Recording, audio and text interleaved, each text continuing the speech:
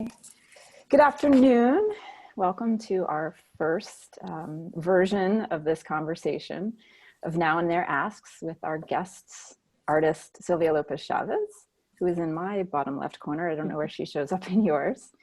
And New England Foundation for the Arts Program Director of Public Art, Kim Szeto.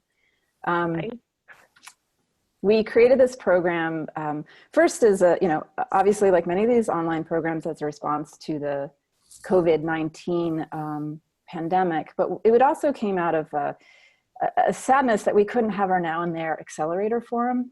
That was supposed to be last week, and it's been postponed until October 2nd at the BPO. And so first we thought, well, we'll just share everything that we were going to share there in a format of Ask Now and There, and we could give you tips on da-da-da-da. But as the weeks progressed, or even just 1 week out, we realized that the landscape is shifting so quickly. We certainly don't have answers. So we decided to flip it. And so this is Now and There Asks. We are asking you and our many, you're not listeners, you're participants on the side over here, to join us in a conversation where we pair one artist and one member of the community who's working at the intersection of public and art to host a conversation. And really for us at Now and There to listen.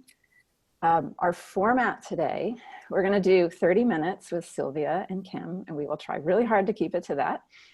Mary Liz Murray, who's joining us as a symbol right now of the Now and There plus sign. There she is, hi. We'll be moderating the chat and will be helping us form the dialogue for the last 30 minutes of this session. So now it's a pleasure to introduce my good friends here with me today. Silvia Lopez Chavez, who we tapped Now and There to create the Esplanade's first mural in 2017. It's been just a pleasure to watch her career skyrocket over those years, and it feels like you've probably done 20 murals since.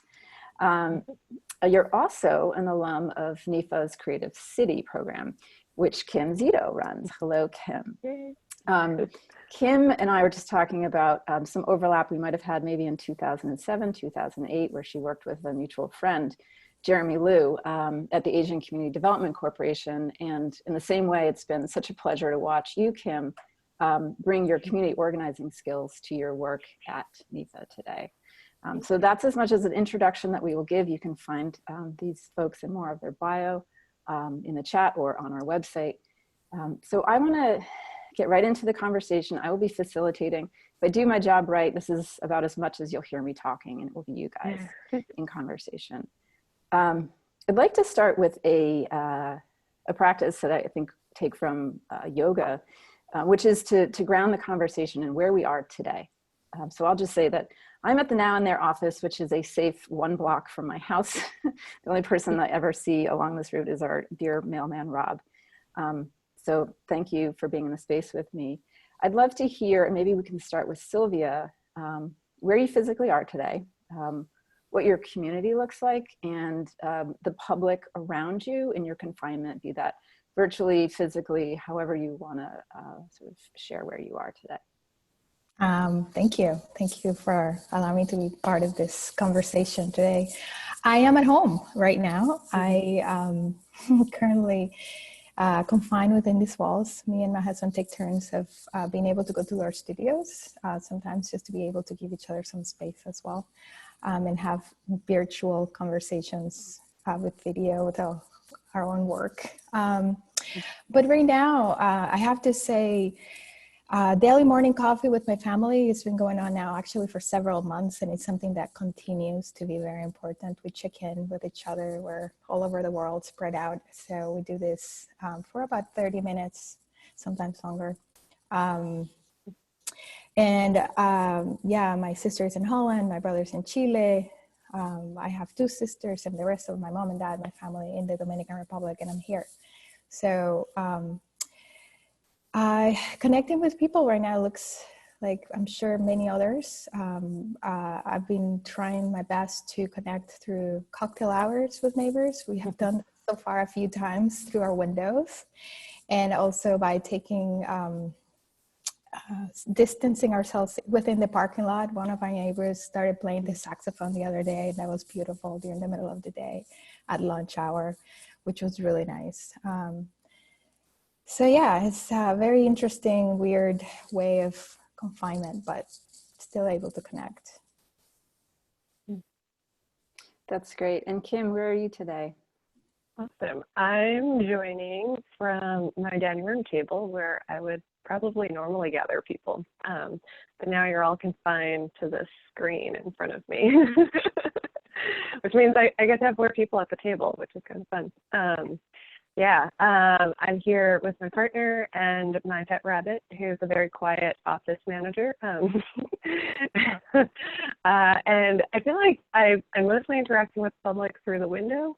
I don't have a teddy bear to put in my window for the teddy bear scavenger hunt that's been going on. So I have a stuffed animal broccoli from IKEA that I put in the window, and it's my bear Rastica. That's mostly how I'm engaging with the younger folks in my community. And I have been going out on walks, and I live really close to Franklin Park. And it's probably the most busy I've seen Franklin Park. I usually go running in there, but I feel like it's a new game of dodging people and keeping a safe distance, and zigzagging across the street when I feel like I may be approaching or encroaching on someone's territory. Yeah. We started to talk about this earlier in a prior conversation about the different roles that we now have in different publics. And so, out in the street, we may not be as willing to engage. I'm curious about how those are shifting, even in your digital publics and the different things that you do. I mean, I've got a suit on today because I'm the executive director of the organization, and I'm supposed to look like I'm in control. Yeah, it's interesting. I feel like Zoom has been a professional tool for me. We've been using it for a while at NISA, and there's some general guidelines for engagement on Zoom. Like, we usually mute ourselves when we have a lot of people, just to be respectful of who's speaking. But more recently, I've been engaging with Zoom for dinner parties and birthday parties, and it's, intergenerational. It's probably more similar to Silvia's morning coffee with her family, which is really sweet. And you guys are probably a lot more used to the social aspects of Zoom, but it is a little overwhelming to use my work computer for socializing with friends and connecting with folks who might just be down the street.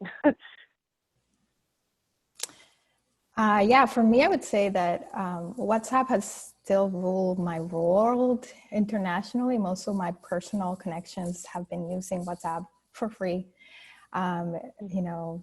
depending on where they are around the world. And we have continued to do so in that way. And Zoom has become a new thing for mostly business for me in that case, and work. So although it's really shifting and turning into becoming more social as well, because it allows for more people to see each other together at the same time. I don't have a paid account, so I am limited to that 40-minute window, which has also allowed for meetings to become more structured, and that even with family, as hard as it is, we're setting like more of that rules of the game where we're not constantly talking on top of each other like we normally do. But trying to be more mindful of each other's voices and our time together.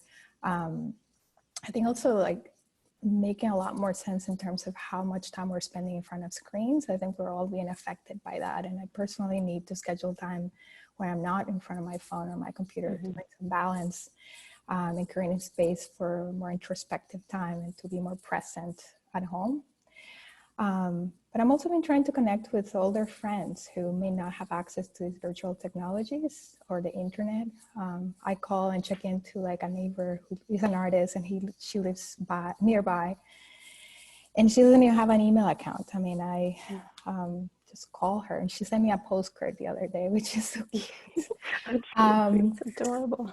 Yeah, and also supporting organizations at this moment where are serving marginalized groups that are living on the fringes of our society. You know, there's immigrants and people with language barriers, victims of domestic violence, who have sometimes no place to go, and people that have no or very little access to any of the relief funds that the government is trying to put forward. Do you see any possible intersections between all of these digital communities or publics that you're working with? The thing that I'm observing is we're still sort of staying in our silos. This is the friends I would normally have over for dinner, so I'm going to have them on Zoom. This is the group that I normally check in with on text. Are either of you finding ways that they're coming together yet? It's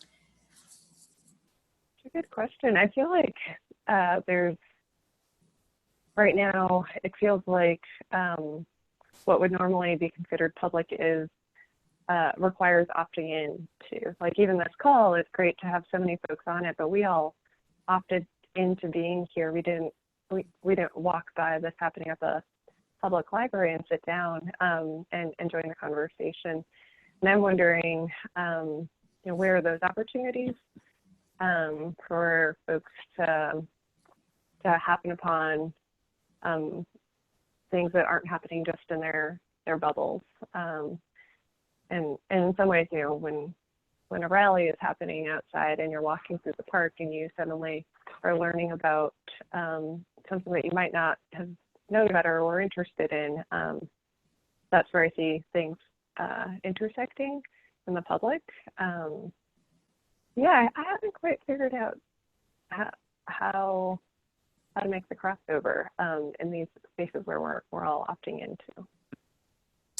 I would say for me, it's still an evolving thing. I agree. I think that we're still trying to figure things out. And what I have found useful is connecting people that may have resources to other people that may need resources. And that it's more, I wouldn't say necessarily it's more individual level rather than like groups per se, but that has been happening, especially during this time. I find myself being, trying to do more of that, but I'm still very much in this more introspective mode of trying to connect with my own and figuring out ways to move beyond that. Yeah, it might not be yet the time for spontaneity. I think we talked about this before, and I've talked with other friends that some of us are really missing the things you stumble upon in public. I mean, I know that's why I live in the city, because I love seeing something new and running into someone, and I'm not at all concerned about starting a conversation. But in these times, it's this. Yeah, I totally have that feeling. My partner has decided that we're only going on runs instead of walks, because when I'm slowing down and walking, I tend to be a little too chatty. And if I run into a neighbor, I'm more likely to start a conversation and maybe get a little too close for his comfort and their comfort.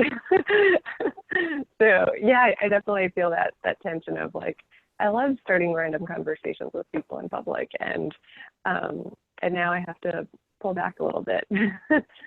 I just have to say, when I first moved to this country, I found it very difficult to connect with people and strangers, especially in the street, because the culture here is so much more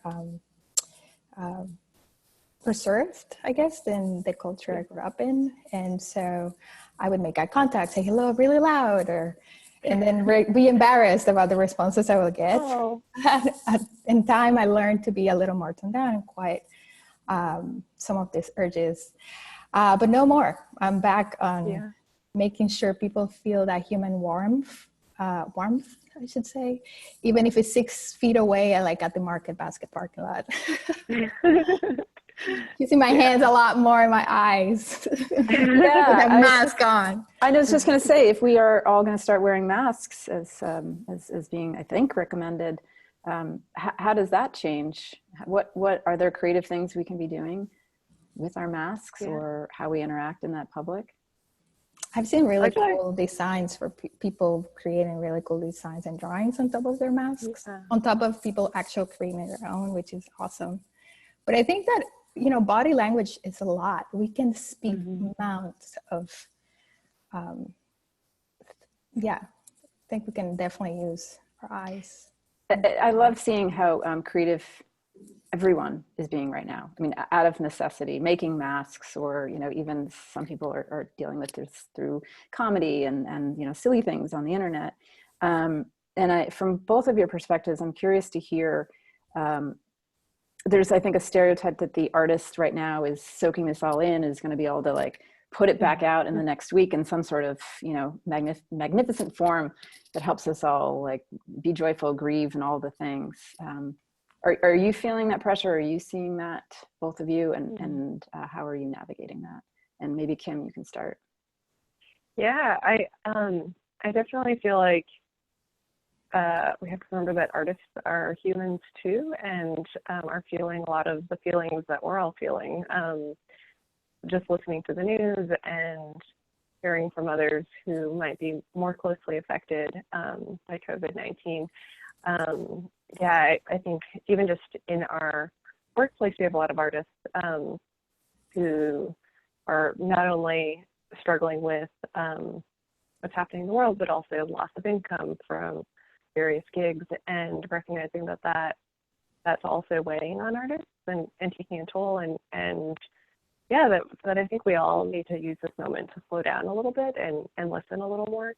And as an organization, I definitely feel like we're trying to do that in terms of listening to our grantees and folks who are reaching out to us about what they need and what they need in this moment, not just immediate basic relief needs, but in terms of maintaining space for creativity, and hopefully we'll be able to pivot some of our grant making in the future to help respond to that. That's good news for a lot of people on this. Yeah. Sylvia. Yeah, I think it's important to recognize that everyone is affected, but we're all processing things differently and at different time frames. We need to be able to mourn the losses, listen to each other, find ways to support each other, engage at the time that feels right for you. It is emotionally tolling for everyone. I personally have I've been connecting regularly through the phone or video conversations with artist friends and through various cohorts that I'm part of. And we listen, we lament, we support, we brainstorm together on how we can find ways to strategize and process and devise ways to really monetize our creativity.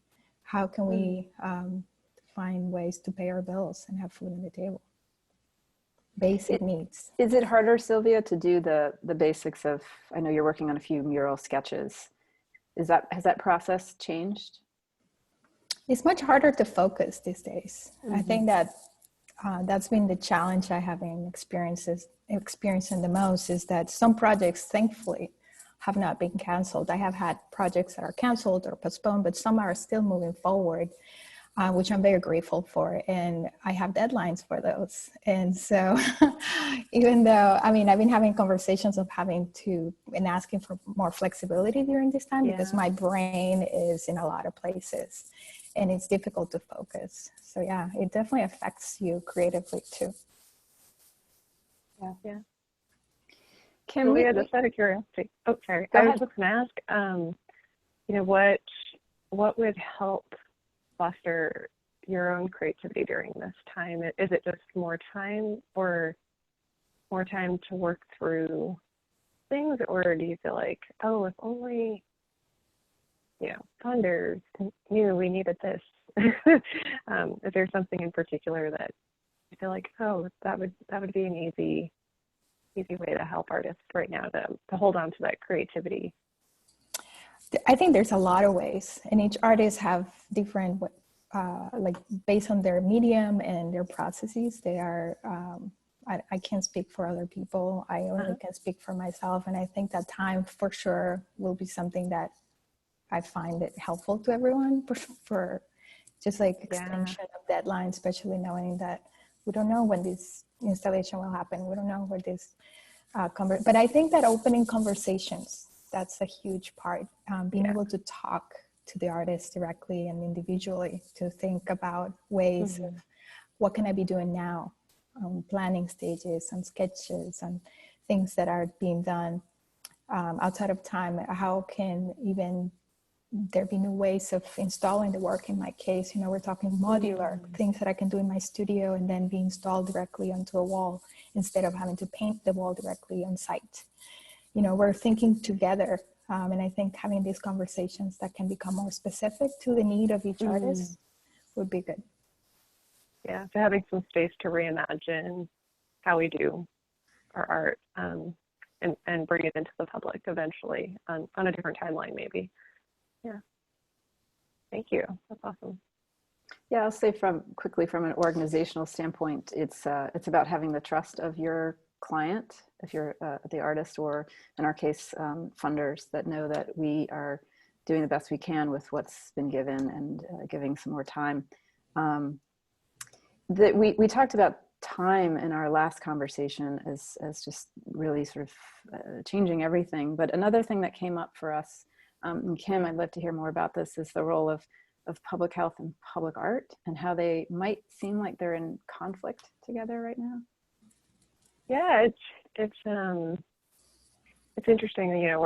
We're social distancing to protect our health and the health of each other, and I think that's really important right now. And it does feel like it's in conflict, but I don't think it has to be. I think that's the interesting dichotomy. It's kind of like when we listen to the news and it feels like we have to choose public health or the economy, and that is a totally false dichotomy that's presented to us. And I feel like being public and present with one another, I've been trying to distill like what does it mean to be in public together, and there's like different ways of being in public, and part of it is like being present with one another, and how are we present with one another virtually, but also physically from a distance, and thinking about, it's a different arrangement today, but what does being present mean? It feels a little like meta, but I think if we sat with that a little bit, I think we might discover that what we love about the public hasn't fully been lost in this moment of social distancing.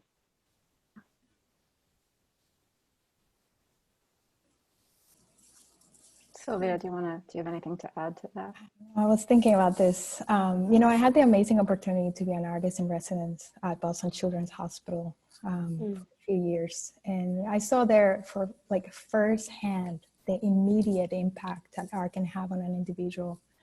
I do believe in the art as a powerful tool for healing. I've seen it, I experienced it myself. And I think today more than ever, we have to ask ourselves, how can art play a larger role to help on the well-being of people during isolation? People are stressed, anxious, fearful. How can artists, art organizations, and cultural sector help the soul and the spirit of people to sustain this heavy mental health during this time? There's a lot of research studies out there and resources accessible online that could be a good place to start. I think of like the National Organization for Arts and Health, the NIEA have information and resources, the American for the Arts, just to name a few. And I think that it's a mental health crisis. We're all confined within our spaces, and how important it is to reach and use the tools that we have available today to help on that side of public health. Art, I think, is a huge tool for that. And then also thinking that, in a couple of weeks, months, we'll be welcoming each other back into the public, and what is our role in welcoming each other back into the public? What's the role of public art going to be in helping folks who might be mourning or grieving even greater losses? Yeah. I'm seeing in the chat, and I've been hearing about organizations that are trying to create sort of WPA type programs. I've also already heard that there might be artists and different forms of public art that could help us memorialize even what we are going through. I personally think we should take some time. We are getting close to the end of our 30 minutes, and I see a lot of great questions in here. I want to recognize that what Kim just said about being present with each other as a new form of public. And I think what we're doing here is reshaping that. And we're all part of this, and that's what makes me excited. That we can maybe start in this awkward digital virtual space. And as we come out, begin to think about our publics and our participation in them more democratically, more sustainably, and more equitably. So I want to thank you guys for this conversation. And if you're okay, unless there's anything else you'd like to add, we can turn it over to all of you, our attendees. There's over 70 of you right now. So good to see you. And Mary Liz is going to walk us through some of these questions. Yeah, thanks, Kate. I think the first question, we've had a few questions come up. The first one I'm going to start with is sort of a nuts and bolts question about public art, to just sort of make that pivot a little bit more distinctly. Pam Steele is joining us, and I'm going to turn her microphone on once I can scroll through this amazing list of people who are here, and let her ask you herself. So folks on the line, if you have a question and you would like to ask it, just type it in the chat and let me know that you'd like me to allow you to talk, and I'm happy to add your voice to the conversation. If you're not in a space where you want to do that, or you would just prefer for me to ask it, I'm happy to do that. But feel free to let me know if you would like to ask yourself. All right, Pam, you should be good to go.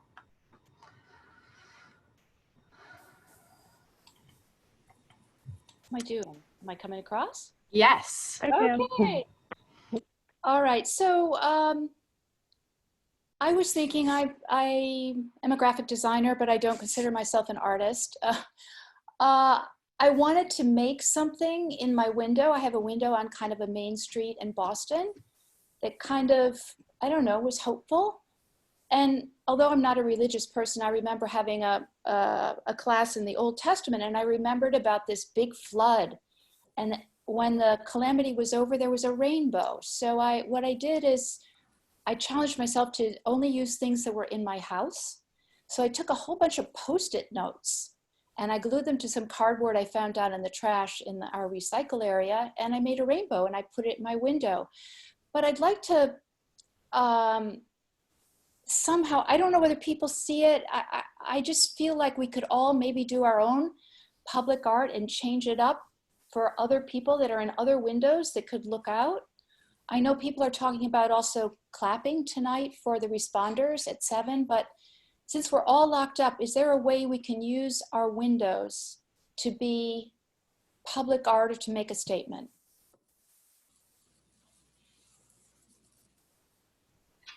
Is there one of us that you'd like to respond No, I'm to just that? throwing it out there. I think it's a beautiful idea, and I want to go. Can I copy it? Is this open source? I would encourage everyone on this call to start that, a rainbow in the window. The most powerful public art, I think, is something that you come across by accident. We also here at Now and There talk a lot about making sure that people see it and making sure people know why it's been created. But I think your message doesn't need a lot of explanation, and with a really cool hashtag and maybe a Now and There, bump in Facebook, we could make that a Boston thing. Why not? I agree. I think it's in some level, Kim was addressing this with her broccoli, was it? My Brassica. because there's some of that happening with teddy bears and other kinds of ways, but I think it would be amazing to be able to share positive messages of supporting each other and lifting each other up. I think that's some of the most powerful things we can certainly do, and it's right here, accessible to us. I wonder if people did do it and they could send you pictures of what's in their window, that they're creating their own little public art now that we're all isolated. Just a thought. Yeah, we'd be happy to collect that and distribute, or just be the place to hold some of those ideas. Mary Liz has got a big job right now managing all these attendees, but we'll talk about that later. Thanks, Pam. Mary Liz, you're on mute. Thanks. There are some great questions from Rachel Borgatti, who's on the line here. Let me scroll back and see any of them. Rachel, if you would like to ask any of these, please let me know, but I'm gonna start with one of the questions, and I think, Kim, this might go to you first, but Kate, you might have some thoughts on this as well. Do you think the metrics might need to change for public art in the near future, especially for current and ongoing work, and thus some artists' practice?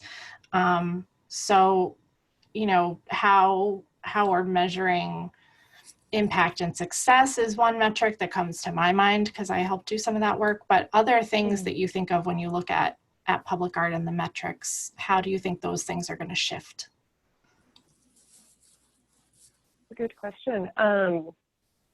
Yeah, I think definitely scale might have to shift a little bit to start.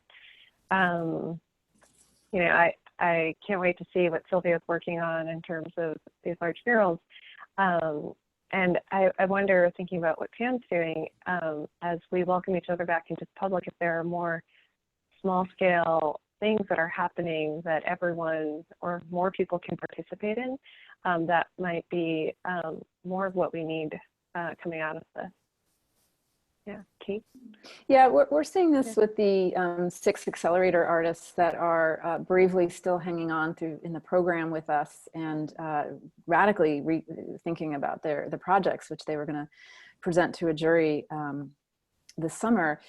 And we are thinking about changing scale for sure. And I think a lot of the funder requirements for impact and measurement have already loosened up a lot. And we don't see, as an organization, so much like you have to show all the data.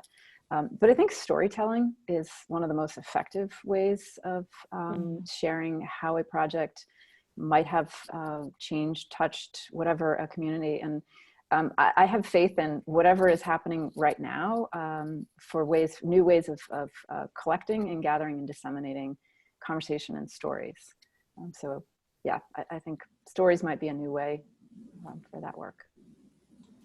Great.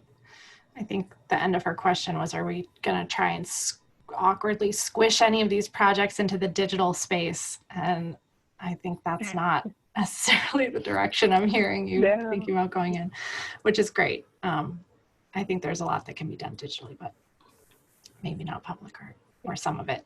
Another great question from Claudia, and I don't want to mispronounce your last name, so I'm not going to try, but it begins with an R. How can we find— Claudia Ravashir. Thank you. How can we find solutions to reintroduce interactive public art and community active art? Do we see that as an art form that may take time to recover? So Silvia, you might have some thoughts on this, but anybody who has an instant reaction would be welcome to answer.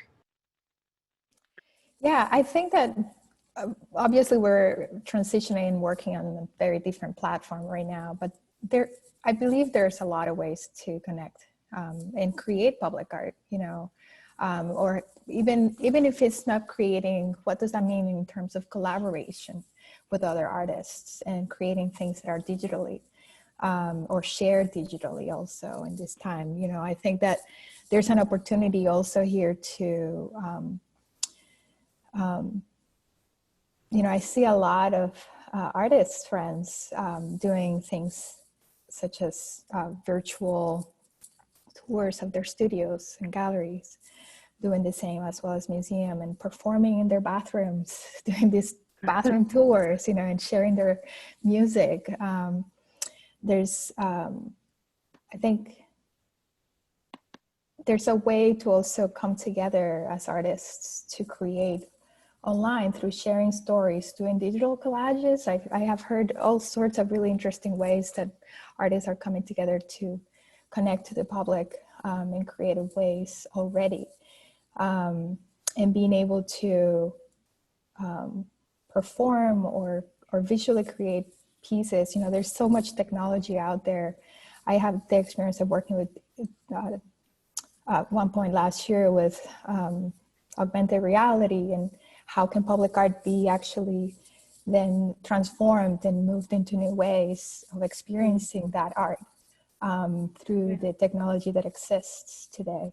And I mean, Google has come up with these amazing partnerships with museums and all kinds of places to also be able to help people connect through art virtually.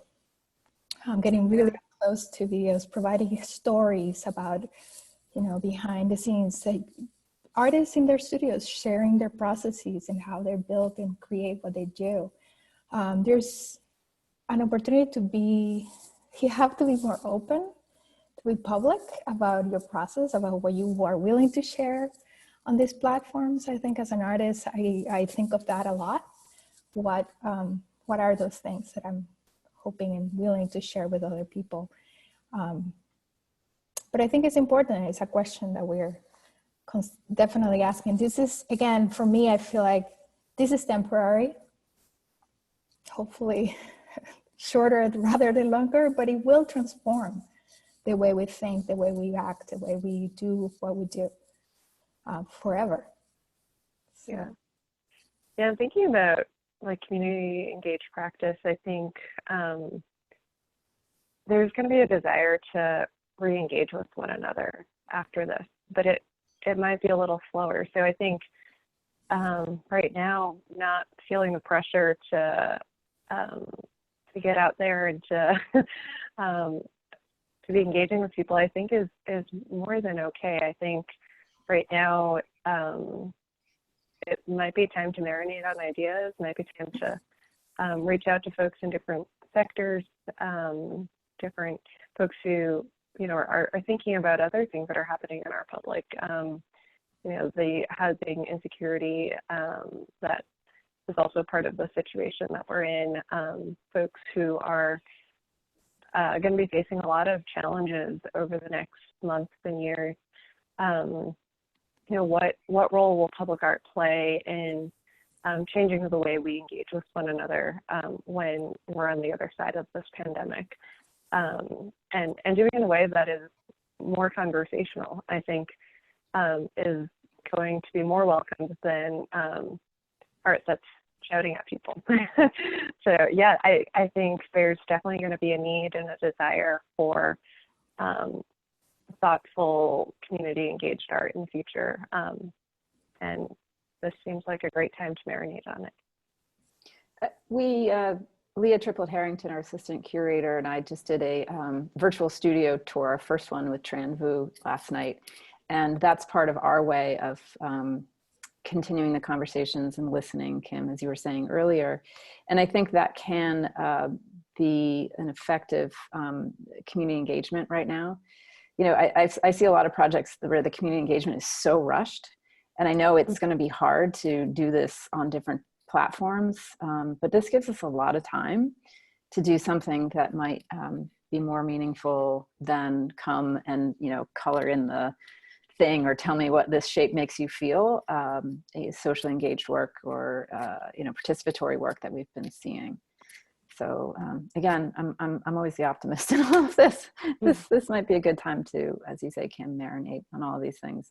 And just to piggyback on Silvia's comment about technology, I think the Greenway still has some of their virtual art mobile.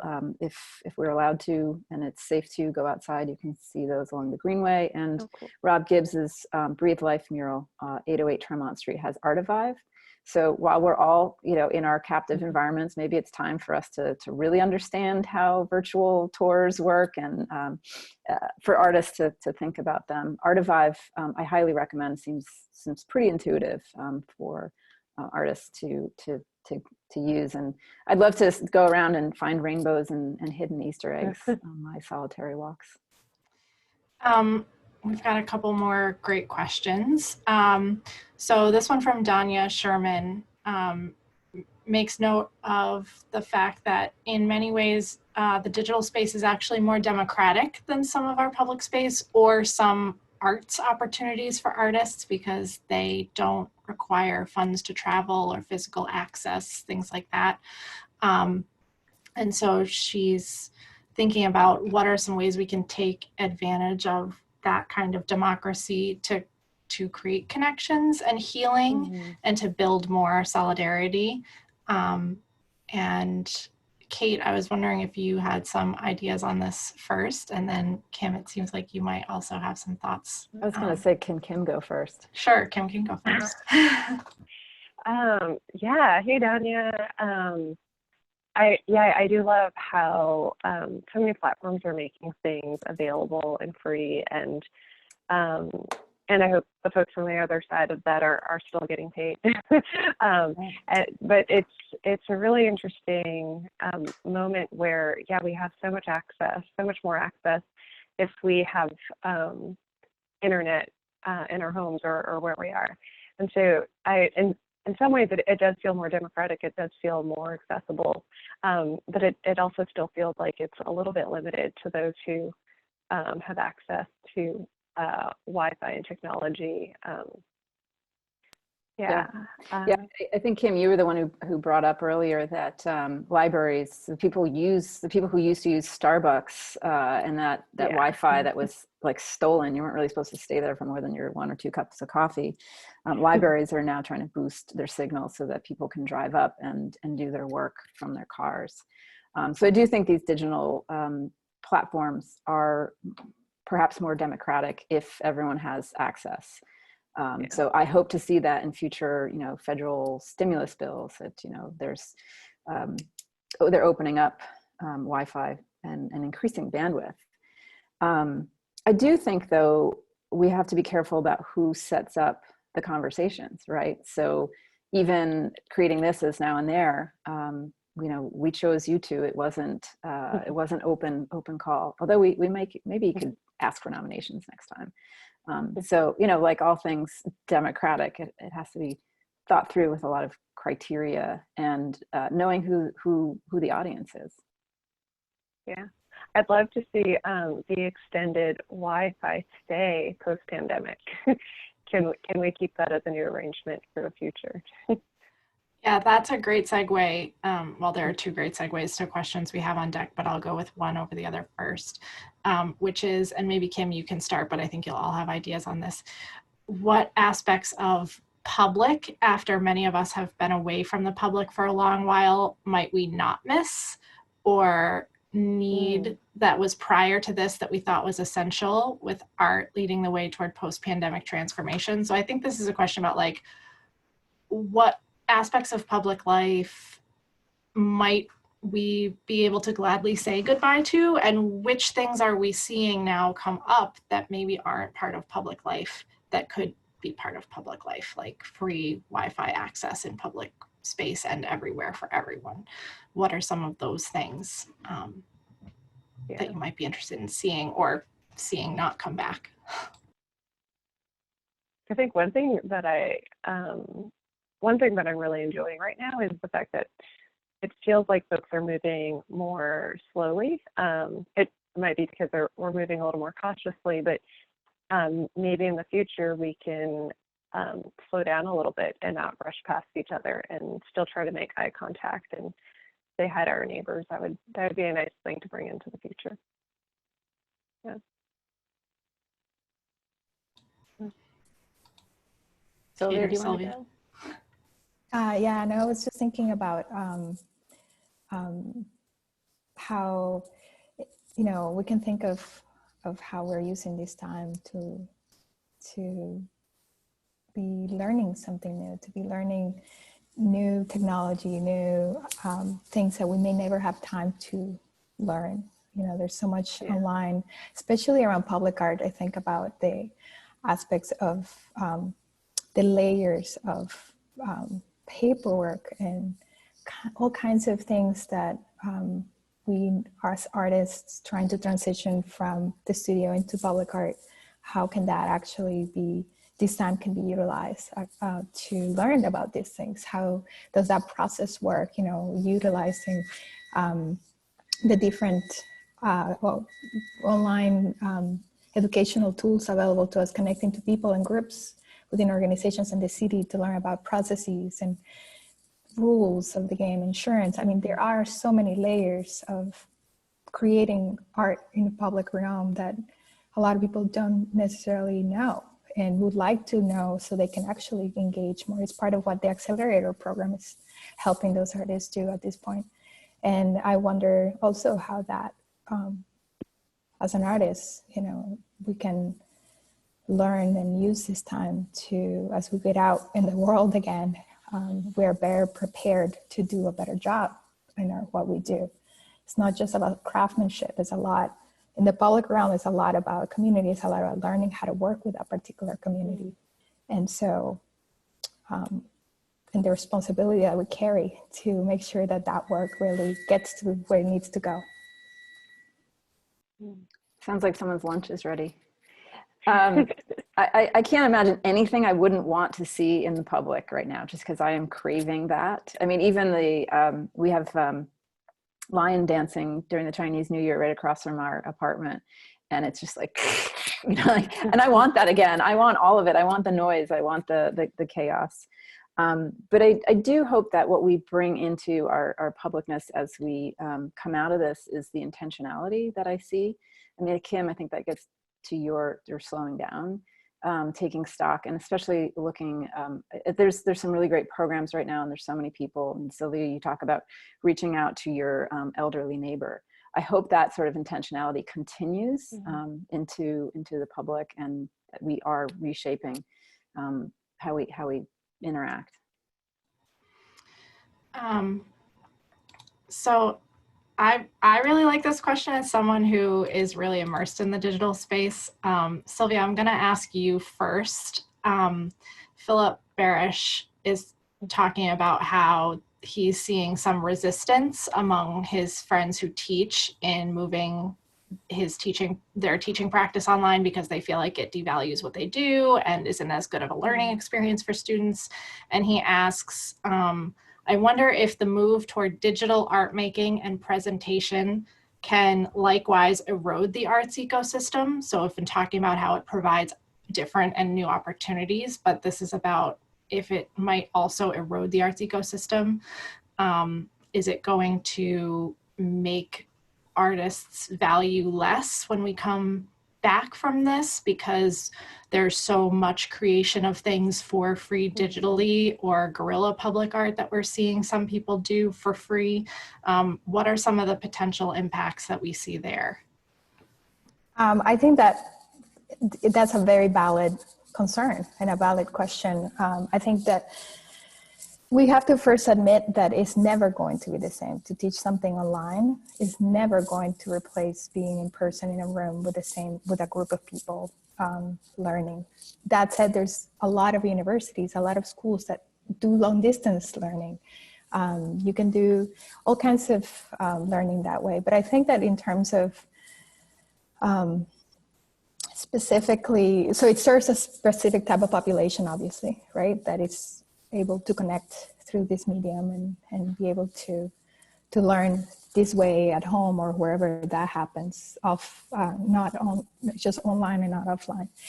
But in terms of what you are as an artist putting out there and your knowledge and training and educating people for free, I think that there's a level of, it's a good conversation that some of it has been happening in some of the artist cohorts that I've been part of, like art culture hustlers, for example, on how do we really make money out of the work that we create and the work that we're putting out there, and how do we make that sustainable for us as artists? I think that there's a level of, we know companies and in general marketing rules that you can provide a certain amount of things for free as a way to connect, as a way to show what you're able to offer and to do.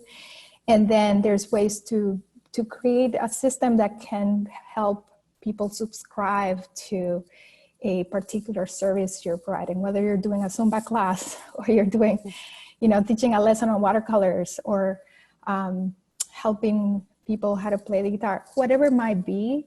I think that there are ways there's already systems in place to do this, to be able to charge people and get paid in a digital way without having to exchange money directly. But how do you create subscriptions to what you have to offer, to what your audience is? How can you reach to your students in this time that maybe perhaps in a more private way, it's not open to the public, it's a closed group to that particular case? I know an artist who's sending kits of materials to homes.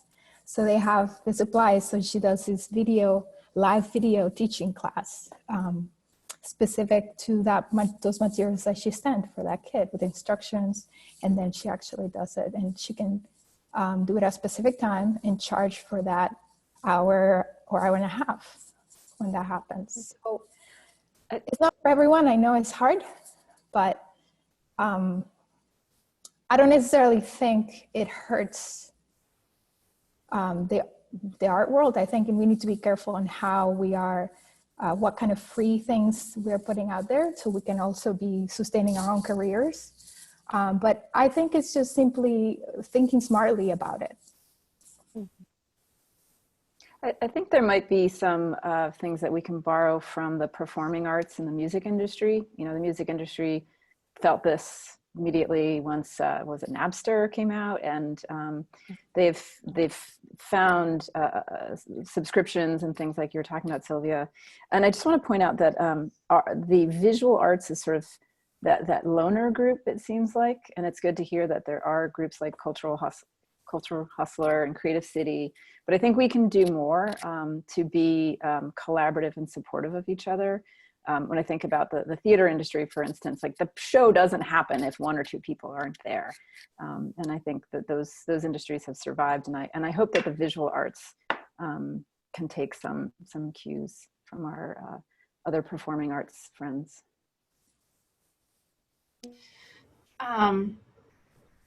So this is a great sort of bigger picture question. I'm going to put this one to you first, Kate, since we talk a lot about public space and what makes space public. This question is, I'd be interested to hear ideas of what aspects, is there an opportunity in the sense that everything outside of home right now is public? And that doesn't mean don't stay home. It's just, if it's not at home, is it automatically public now? The line seems a little harder with the demi-public gathering places like school and work, which are, sort of public, but not really, because there's, people who are supposed to be there and people who aren't, are closed. What makes space public now that we're all at home most of the time? And what does that mean? I'm going to take this in maybe a different direction, but I'm going to come back around. One of the first large projects we did was Public Trust with Paul Ramirez-Jonas. And he was looking at public not as the people that gather in a space, but rather the people that are coming together. And in his project, creating promises and making concrete language, and talking about the slipperiness of, I'm going to promise to love as hard as I work, versus Trump's promise. And I think that's a way that we can start to think about public today. Yes, there is a certain public, and this is how we started the conversation. Sylvia's neighbors are, playing sax outside. Kim is running quickly through her public gardens. I'm bumping into the mailman occasionally, but there is the conversation that's happening now. There is the space for mourning. There is the caring for others that I think we can be thinking about as public, and getting out of this public has to be in a physical space that is defined by these streets or these zip codes, or how we our skin color. I don't know if that answers the question.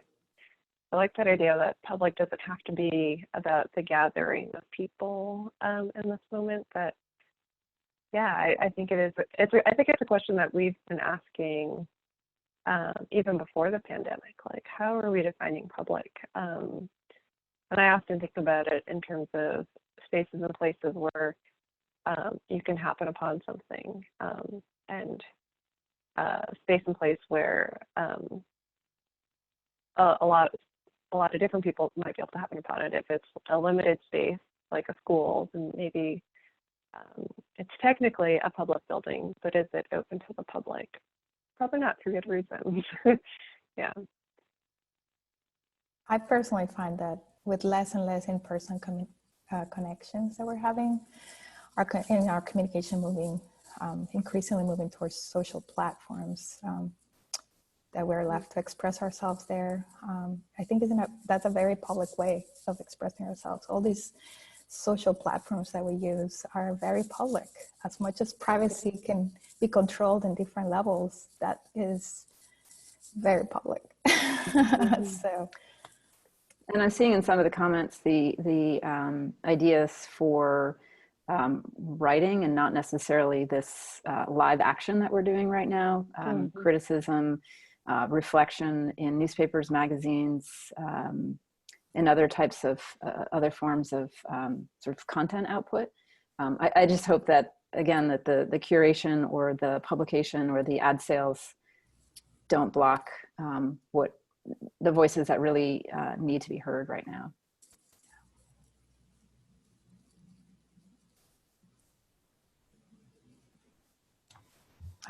Can I just say also that I feel like with the common ground affecting us at a global level, I see also this is an opportunity to envision ways to connect to each other and to the public. I mean, it's there's something beautiful about the way that people are coming together to support each other during this time. Yeah. So we're at about 3 minutes to time. There are a few last questions that I don't think we'll get to, but are good food for thought for the next time. I think if all of you would like to go around and say maybe one thing that's not screen-based that you feel like is a contribution to the public right now, or something that you can do to be in public right now, that may be different than one of the things that you've already mentioned. That would be a great way to wrap. And then Kate has a few last comments. I'm going to add some links into the end. And if we didn't get to your question, please feel free to email us. I have a list of some of the questions we didn't get to, and we would love to continue the conversation with you outside of this space. Yeah. Yeah. I kind of love the way like elementary school teachers, parents, folks who are trying to find creative things for their kids to do outside are creating scavenger hunts and like gamifying being out in public. And I've seen so much sidewalk chalk lately, and that's really brought me a lot of joy. And I wonder if there's maybe an opportunity for larger scale sidewalk chalk, because that can be collaboratively created over time. Not on a rainy day, but you know, when the sun comes back out again. Yeah, I would say, you know, I mentioned a few things that I'm in touch with through snail mail. You know, that's still a thing. It's still operating, it's still working. It can be, before all this happened, there's beautiful connections and collaborations between artists being done over the mail that can be done safely if people are taking the precautions that are necessary. I also feel like you have to think very nuclear, very local. Right? Right now, we can access the people we can access right next door in our neighborhood, in our own city or community that we are living in. How can things happen within that space in a physical form that is safe? And I think that we, you know, just like giant sidewalk chalk, there's a lot of beautiful work that can be created and shared, and people can collaborate and contribute to. If you start something, perhaps it can be a poem, it can be a sculptural of random things in the park. I don't know. Sidewalk chalk was going to be my answer, Kim. So to take this in a different direction, I'm an introvert. I don't know if anyone knows this, but I'm pretty exhausted at the end of the week. So I've been listening to audiobooks and sewing. And I know that's not contributing yet to the public. We're going to start making masks this weekend. But I think some ways that I can contribute right now are to make sure that I am well. So that means keeping a routine. That means, when I need to be quiet, I'm quiet. Yeah, now I'm going to have to think about this. What can I do that's not screen-based? Yeah. Kim, Silvia, it has been an honor and a pleasure to be with you for this hour. I can't believe it just went so fast. Thank you for being our first in the N+T Asks series. I want to thank NIFA, Kim, you're from NIFA, New England Foundation for the Arts, as well as the Boston Foundation. We get a lot of unrestricted donations at N+T, and that means the funders trust what we're doing, and we were able to pivot and make this project happen because of that support. It looks like we're going to have to open this up to more than 100 people. I'm sorry to anyone who didn't get in. We're going to continue next week for more chat, Friday, April 10th, same time, same place, different Zoom link. And we're going to ask the question, what does care mean right now?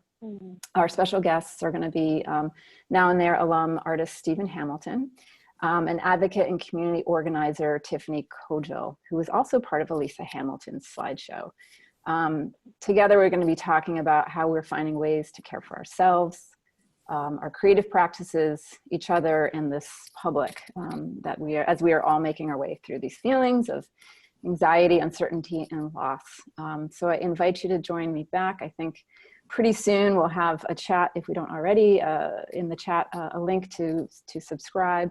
And we're also going to put this conversation on our website as soon as technology allows, with more links for resources, both for artists, individuals, ways that we can contribute to heal ourselves and be together. So I want to thank all of you for being here with us. Yeah, I wish you all well. Be safe mentally and physically, and hope to see you next week. Thank you. Thanks a lot.